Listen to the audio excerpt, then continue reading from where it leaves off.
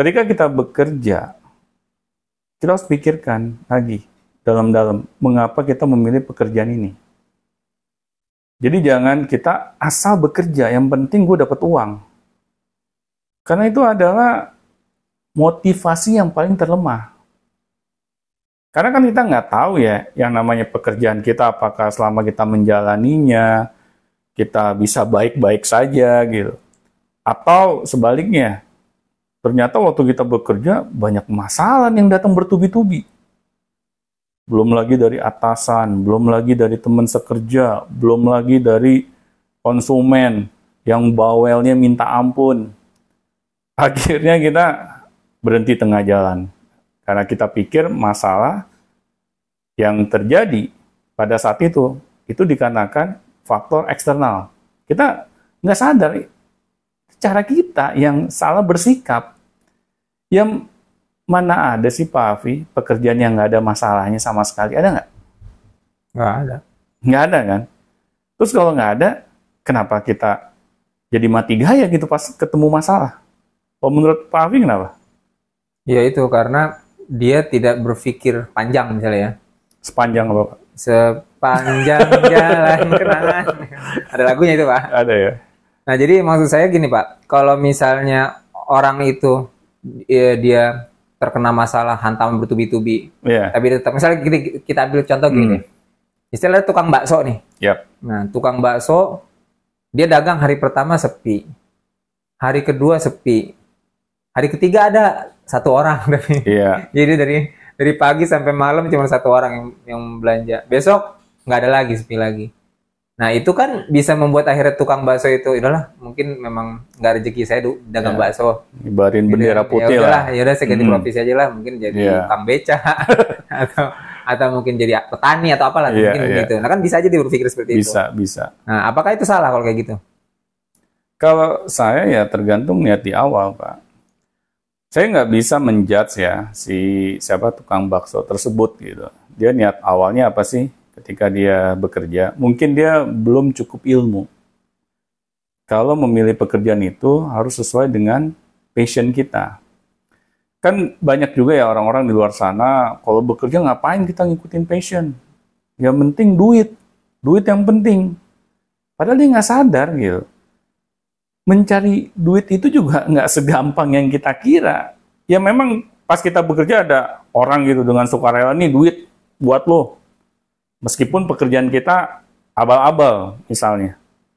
Emang ada Pak Afi, orang yang menukarkan uangnya kepada orang yang model kayak begitu gitu? Nggak ada. Nggak ada. Tetap aja untuk nyari duit juga harus effort yang luar biasa juga. Iya, benar. Nah ini mungkin saya ingin menceritakan pengalaman saya pribadi saja ya, waktu saya mendirikan sekolah Vicar School. Saya kan mendirikan sekolah tuh yang beda dengan sekolah-sekolah pada umumnya Pak Afi, yaitu sekolah yang lebih fokus untuk mengembangkan potensi anak-anak didiknya. Waktu di awal-awal, sekolah saya ini bisa dibilang absurd.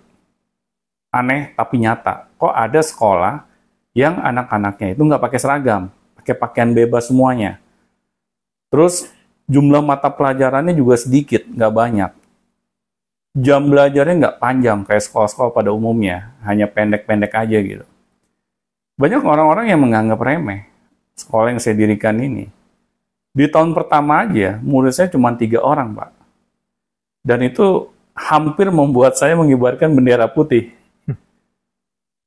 Saya waktu itu bertanya kepada diri saya sendiri gitu ya.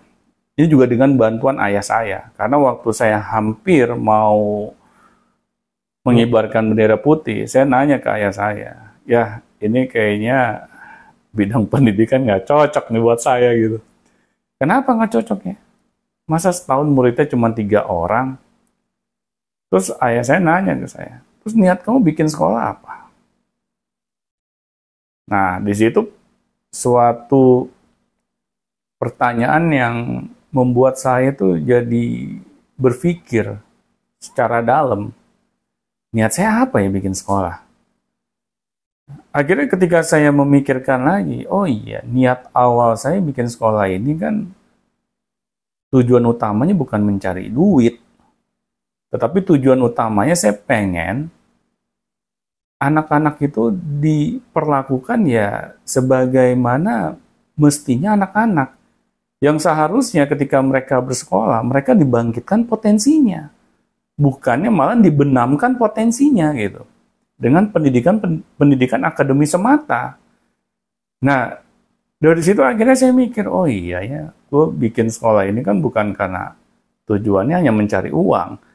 Ya saya nggak munafik lah, saya juga, ini kan sekolah swasta ya, bukan sekolah yang gratis gitu. Tujuannya juga untuk mencari nafkah. Tetapi sekali lagi, kita ingin mencari nafkah yang seperti apa? Apakah kita hanya sekedar memberikan sesuatu yang nggak ada manfaatnya bagi konsumen kita, atau kita memang ingin memberikan manfaat gitu bagi konsumen kita. Nah, di sini akhirnya saya memutuskan, oh ya sudah, kalau memang niat saya bukan hanya sekedar mencari uang, tapi saya ingin memberikan manfaat bagi anak-anak didik saya, ya sudah, saya harus alami kejadian-kejadian ini yang nggak mengenakan. Karena hal itu pastinya satu paket. Mana ada sih misalnya orang sukses tiba-tiba gitu tanpa dia pernah mengalami kegagalan, ada nggak? Nggak ada, kecuali dia menang lotre ya. Menang lotre saja Pak Afi, dia kan dapat uang kaget ya. Iya, uang kaget. Biasanya kalau orang tiba-tiba dapat uang banyak tanpa adanya proses kerja keras di balik hal tersebut, biasanya dia nyimpen uangnya itu nggak bakalan lama usianya. Iya, ntar miskin lagi. Karena dia akan cepat miskin lagi. Karena dia pasti nggak akan menghargai uang tersebut. Nah, biasanya orang-orang yang lotre yang kira-kira dia langsung kaya secara instan gitu, itu akan kembali menjadi miskin itu secepat kilat, Pak. Dia akan kembali ke posisi semula. Karena apa? Karena tidak ada kerja keras di sana. Nah, bagi orang-orang yang berproses, yang di situ ada kerja kerasnya, pasti dia akan hati-hati dalam menggunakan uangnya, Pak. Karena dia sudah bersusah payah dalam mengumpulkan uangnya tersebut. Nah, ya sama seperti ketika saya mendirikan sekolah ini, ya saya kan niatnya itu bukan karena pengen cepat kaya gitu. Tetapi saya ingin berkontribusi di bidang pendidikan. Ya sudah. Hal ini harus saya telan gitu. Semua kejadian-kejadian yang nggak enak ini. Ya memang pada saat itu juga masyarakat sepertinya belum siap gitu. Menerima model sekolah seperti yang saya dirikan ini. Saya harus sering mengedukasi pasar. Tetapi ya sudah, itu harus saya alami dulu. Karena kalau saya langsung berubah pikiran, ya sudah deh, kalau misalnya sekolah yang model kayak begini belum bisa diterima, udah saya langsung ganti genre sekolahnya, saya bikin SMK aja buat ini masyarakat gitu, karena lebih gampang dapat muridnya. Ya saya bisa aja secepat kilat berubah haluan. Nah, tetapi karena tujuan saya, karena saya ingin berkontribusi di bidang pendidikan, saya ingin bikin sekolah yang memanusiakan manusia, akhirnya sudah, saya bismillah aja, saya jalanin aja, pahit getirnya. Jadi kita jangan pengen punya cita-cita sukses, tetapi kita tidak mau mengambil konsekuensinya, Pak. Yaitu berupa ketidaknyamanan.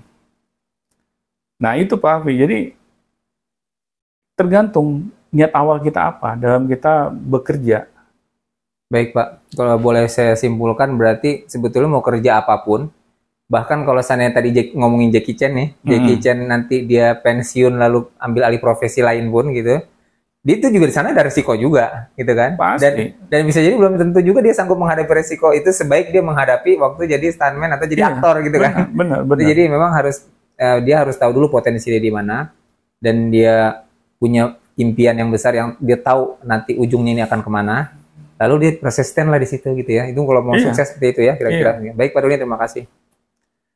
Oke, jadi apa yang kita perbincangkan ini ya mudah-mudahan bisa dipetik manfaatnya Pak Afi. Amin. Ya, karena seorang Jackie Chan saya sudah membuktikan dia bisa menjadi yang seperti saat ini itu bukan karena abrakadabra, karena ada kerja keras dan air mata di situ, dan darah, dan lagi, patah-patah, dan sesak nafas lagi habis ditendang gitu kan. Itu patah tulang banyak sekali Pak, dari kepala ke ujung kaki ada patah semua tuh. Iya. Tulang leher semua. Ya lihat aja deh kalau Pak Afi sering nonton film Jackie Chan ya.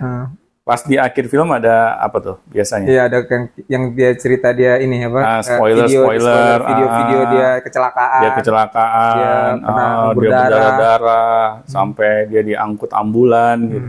Iya. Berarti kan dia memerankan sendiri loh stuntman-nya.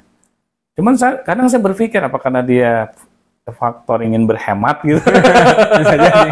Daripada gue bayar stuntman, mendingan gue sendiri aja. Iya gitu. Bisa juga ya. Dia nggak tahu. Maruk juga gitu. Hanya Jackie Chan yang bisa menjawab. Baik Pak, terima kasih Pak. Oke. Thank you Pak Afi. Ya mudah-mudahan Sobat Beyond Education, apa yang kita perbincangkan dari awal sampai akhir, teman-teman dapat manfaatnya ya. Karena apapun bidang pekerjaan teman-teman Beyond Education, pasti kita akan menghadapi tantangan dan masalah. Karena nggak ada bidang pekerjaan apapun yang nggak ada tantangannya. Nah, tetapi bagaimana kita bisa persisten di dalam bidang pekerjaan kita, maka pilihlah bidang pekerjaan yang kita benar-benar mencintai bidang tersebut. Mungkin itu saja yang bisa kita sampaikan. Assalamualaikum warahmatullahi wabarakatuh.